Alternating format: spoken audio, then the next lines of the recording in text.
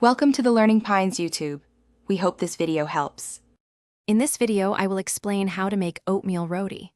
First, let's gather our ingredients. You'll need 1 cup of rolled oats and 1 cup of whole wheat flour. Don't forget 1/4 teaspoon of salt and about 1/2 cup of warm water. Also, have 2 tablespoons of oil on hand. These simple items are all it takes to create delicious, healthy roti right in your kitchen. Let's get started with the preparation. Now, let's prepare the dough. Begin by grinding your rolled oats into a fine, flour-like powder using a blender or food processor.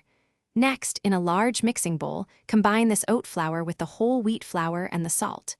Gradually add the warm water, little by little, while kneading.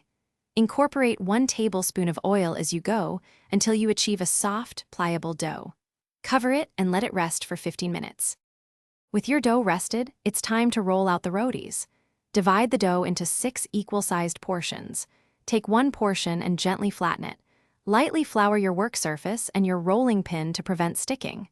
Roll each portion into a thin, round disc, aiming for about 6 inches in diameter. Try to keep the edges even for a uniform cook. This step is key for a soft, fluffy roti. Finally, let's cook these delicious rotis. Heat a griddle or tawa over medium-high heat until it's nice and hot. Place 1 rolled roti onto the hot surface.